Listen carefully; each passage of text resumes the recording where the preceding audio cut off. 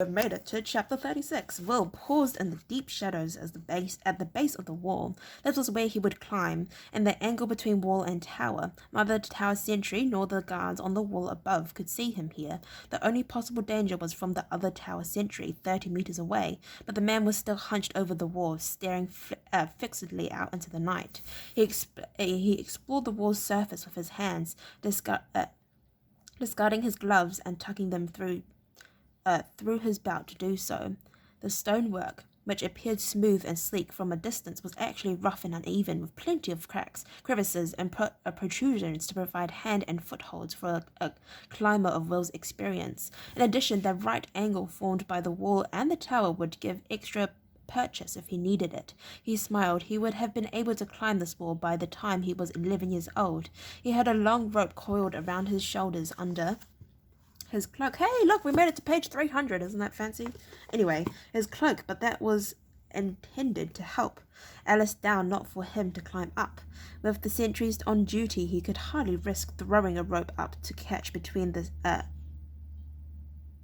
crenellations at the top of the wall. Flexing his fingers, he reached high above his head, found two secure handholds in the cold stone, and hauled himself upwards. He moved slowly and smoothly up the wall. At times he had to move to the left or right of his original straight position as he sought the best purchase. His fingers ached with the strain, and the cold, but they were hardened and strengthened by years of practice.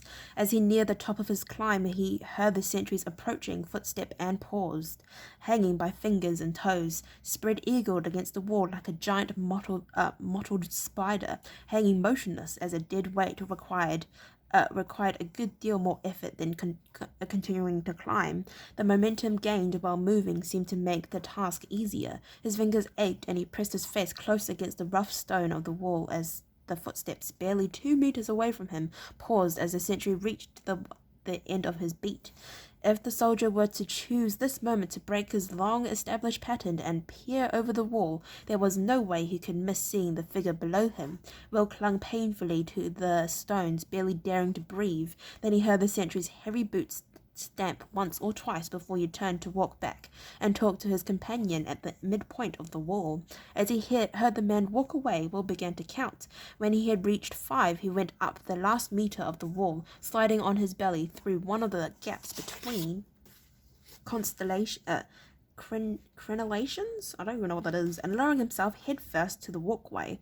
This was the most dangerous point of the whole exercise. The far sentry was now facing directly towards him, but he was obscured by the near sentry, walking away from him and providing a focus for the other man's attention. Keeping low, Will slid like a moving shadow towards a dark alcove provided by a buttress on the tower wall. His count had reached 25, and he heard the lowered voices of the two sentries as they stopped and talked in the center of the wall. He pressed himself into the shelter, barely half a meter deep, pulled the cloak around him, and waited, unmoving, his breathing so shallow it was barely perceptible. He knew that absolute stillness was the key to remaining undiscovered now. The voices stopped, and he heard the measured tramp of boots on stone again as the sentry began to march back towards him. Will froze, willing himself to become part of the stone and shadow around him as the sentry came closer. He could see the man's face clearly. His beard was scruffy and in need of a trim, and for a moment, perhaps in reaction to the attention, Will thought of Holt and his perpetually shaggy beard and hair, and repressed a ridiculous urge to giggle.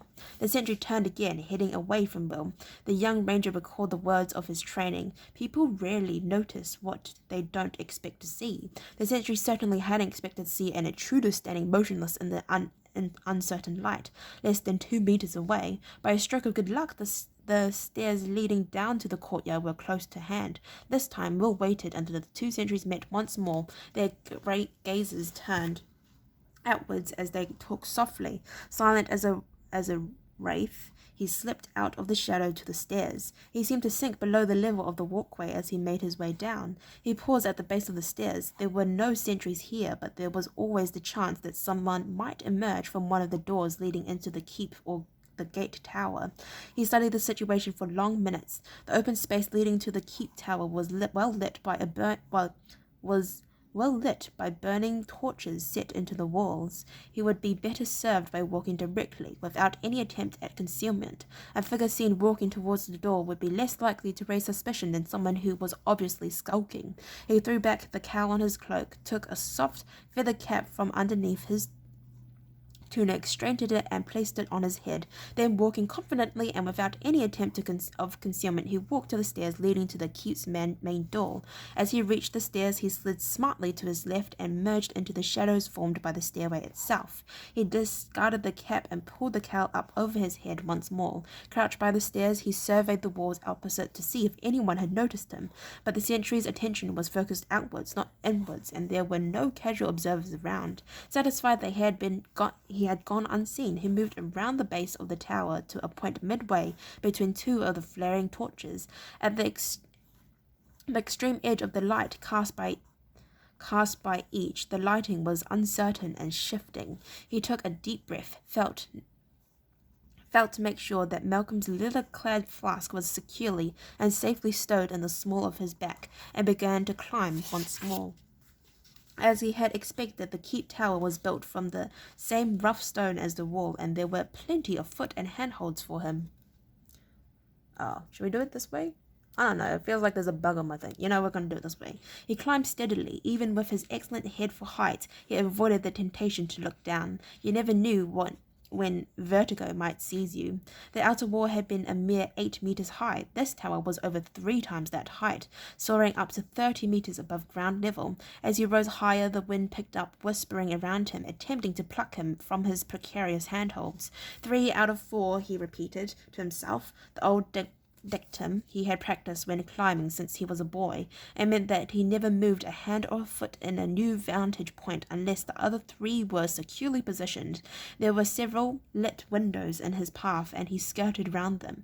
He was tempted to look in, but he realized this could be a fatal error, and if an inhabitant just happened to be looking at the window, the sight of a strange face peering in would be sure to raise the alarm. The wind grew stronger, the higher he went. Okay, I think I like it this way. It's easier to point.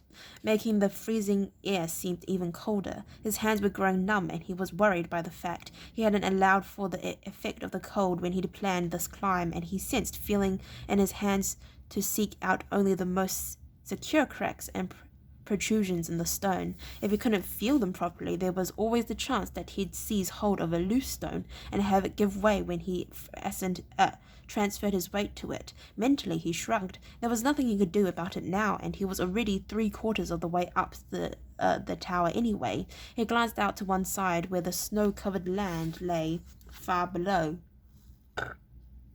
Several kilometers away, he could see the dark mass of Grimsdale Wood itself, the tops of the trees dusted with white where snow had collected. If he'd been climbing for the sheer fun of it, he might have stopped to admire this superb vista. He smiled sadly. It had been a long time since he had climbed solely for the fun of it. He glanced up and saw that the narrow ledge round the top of the tower was only a few meters away. He covered the distance and reached up carefully. One never knew what might be found on ledges. Some castle designers liked to set iron spikes in them to discourage climbers. There were no spikes, but he frowned as he touched the freezing surface. Ice, he thought. Rainwater had collected on the ledge and frozen as the temperature dropped. That would make it tricky. Most climbers would have reached eagerly for the ledge, transferring all their weight to their hands as they did so. With slippery ice all over the ledge, that could be fatal. Will kept some of his weight on his feet as he searched for a clear spot to grip. His toes curled with the effort, and he could feel the beginnings of a cramp in the arch of his left foot. He found a clear spot with his right hand and heaved himself a little higher, his left foot searching for a new foothold. There, 3 out of 4, he repeated. He moved his left hand to the ledge, sliding it back and forth till he found a spot clear of ice. Then his right foot came up, and he was able to haul himself up to the ledge, turning carefully to sit upon it, his back pressed to the wall behind him. As he leaned back a little more forcefully than he intended, he was aware of something pressing into the small of his back. His heart leapt to his mouth as he remembered the flask of acid, encumbered as he was by his cloak. If it broke now, there was no way he could get rid of it in time. He leaned a little away from the wall and counted seconds. 10, 15, 20. A full minute went by, and there was no burning sensation of acid eating into his flesh. He heaved a sigh of relief. Now where's Alice? He asked himself. As he had done when climbing the outer wall, he had zigzagged up the wall from his original start point, searching for the best handholds. He looked to his right and saw that the window he assumed to mark Alice's cell was some 3 meters away. He shuffled sideways along the ledge to it, his legs dangling over the drop. He frowned as he moved towards the window. There was a lot of ice on the narrow ledge, and that was going to make it difficult for him to stand and turn around to look in the window. At least he thought. He'd have the bars to give him a secure handhold.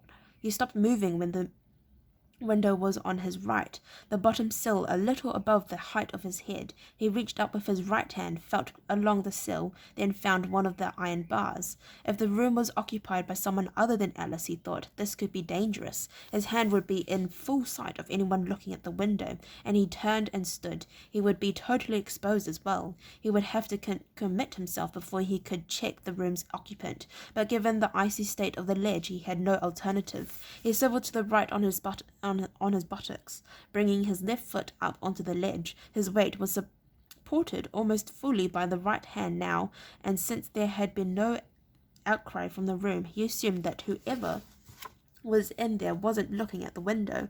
The footing on the ledge was definitely unstable, he decided, as he put more weight on his left leg, slowly turning to his right and straightening the bent knee to lift him higher.